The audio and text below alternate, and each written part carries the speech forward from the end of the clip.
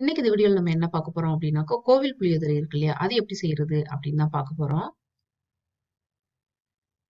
இந்த கோவில் புளியோதரை பண்றதுக்கு ஒரு பேன் எடுத்துக்குவோம். இது கூட நல்லெண்ணெய் சேர்த்துக்குவோம். நான் 1 டேபிள் ஸ்பூன் அளவுக்கு நல்லெண்ணெய் சேர்த்துருக்கேன். நல்லெண்ணெய் சேர்க்கும்போது டேஸ்ட் ரொம்ப நல்லா இருக்கும். எண்ணெய் நல்லா காஞ்சதுக்கு அப்புறம் கடுகு உளுந்த பருப்பு இருக்கு இல்லையா? அது வந்து ஒரு 1/2 டீஸ்பூன் அளவுக்கு சேர்த்துக்குருவோம். கடுகு நல்லா பொரிஞ்சதுக்கு அப்புறம் ஒரு 1/4 டீஸ்பூன் அளவுக்கு வெந்தயம் சேர்த்துக்குருவோம். இது கூடயே ஒரு 1/2 டீஸ்பூன் அளவுக்கு சீரகம் சேர்த்துக்குருவோம். நான் ஏற்கனவே வந்து புளிய வந்து நல்லா தண்ணீல வச்சு கரைச்சுட்டு 2 கப்பு வந்து புளி வாட்டர் வந்து எடுத்து வச்சிருக்கேன். அதையும் இதோட சேர்த்துக்கலாம். எப்பயுமே புளி சேர்க்கும்போது கடைசியா கொஞ்சத்த விட்டுருங்க. ஏன்னா மண்ணு ஏதாவது இருந்துச்சுன்னா கடைசியா அதிலேயே தங்கிரும்.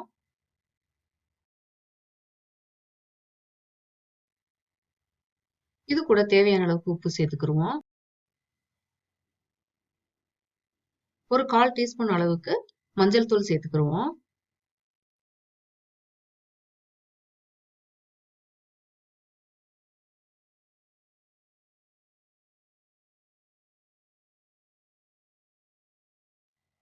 இது எல்லாத்தையும் நல்லா கொதிக்க வச்சிடலாம். கொதிச்சுட்டு இது நல்லா திக்கா வரணும். அது வரைக்கும் நல்லா கொதிக்க வச்சிடலாம்.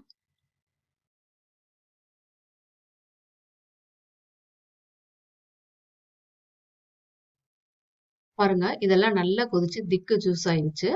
இந்த மாதிரி ஆனதுக்கு அப்புறமா ஸ்டவ் ஆஃப் பண்ணிடலாம்.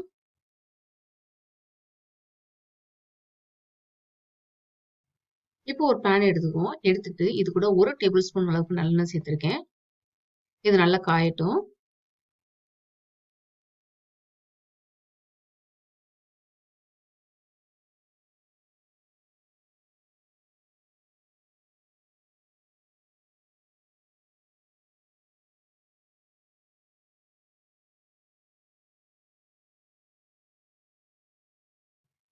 இது கூட பெருங்காயத்தூள் பவுடர் இருக்கு இல்லையா? அது கொஞ்சம் சேர்த்துக்குருவோம்.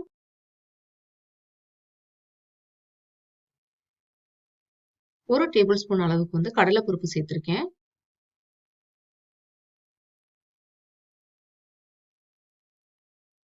ஒரு 1 டீஸ்பூன் அளவுக்கு உளுந்தம் பருப்பு சேர்த்துக்கோங்க.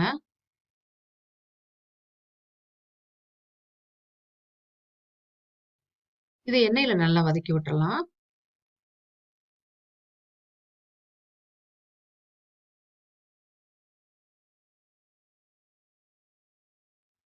இது நல்லா எண்ணெயில வதங்குனதுக்கு அப்புறமா நம்ம நிலக்கடலை இருக்கு இல்லையா? அது வந்து 2 டேபிள் ஸ்பூன் அளவுக்கு சேர்த்துருக்கேன்.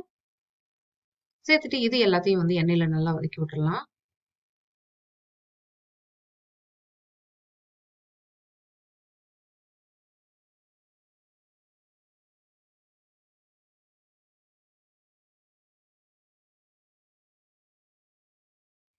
இது எல்லாமே நல்லா அந்த கோல்டன் கலர்ல வந்து மாறணும். இது கூட கொஞ்சம் கருவேப்பிலை சேர்த்துக்கலாம்.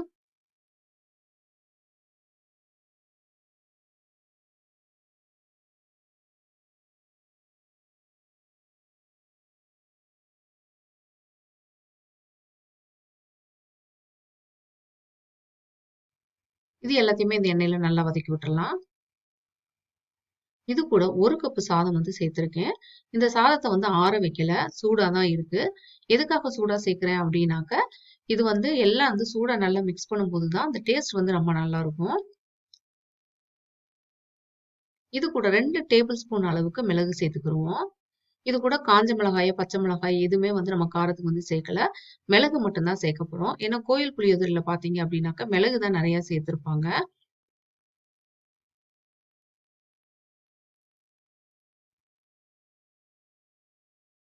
சாதம் சூடா இருக்கிறதுனால கரண்டி வச்சு மிக்ஸ் பண்ணாதீங்க. ஏன் அப்டின்னா, அந்த சாதம் நல்லா குழஞ்சு போயிரும்.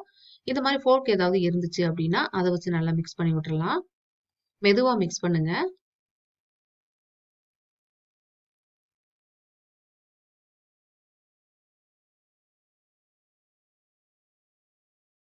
இது கூட கொஞ்சம் கொஞ்சமா வந்து நம்ம வந்து புளி காய்ச்சி வச்சிருந்தோம் இல்லையா? அதை இதோட சேர்த்து மிக்ஸ் பண்ணிக்கலாம்.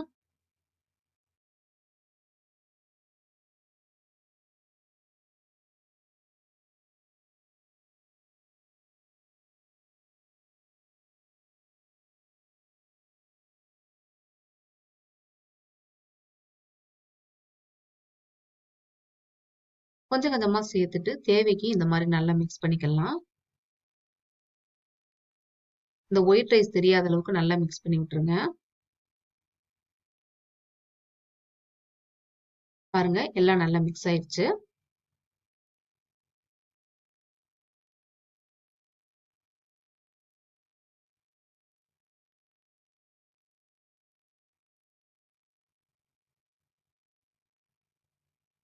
பாருங்க பாக்குறதுக்கே ரொம்ப சூப்பரா இருக்கு. அவ்வளவுதான், கோவில் புளியோதரை வந்து ரெடி ஆயிடுச்சு. நீங்களும் ட்ரை பண்ணி பாருங்க. இந்த ப்ராசஸ் வந்து ரொம்ப ரொம்ப டேஸ்டா இருக்கும். ஏதாவது கேள்வியில் இருந்தது அப்படின்னா கமெண்ட்ல சொல்லுங்க. தேங்க்ஸ் ஃபார் வாட்சிங்.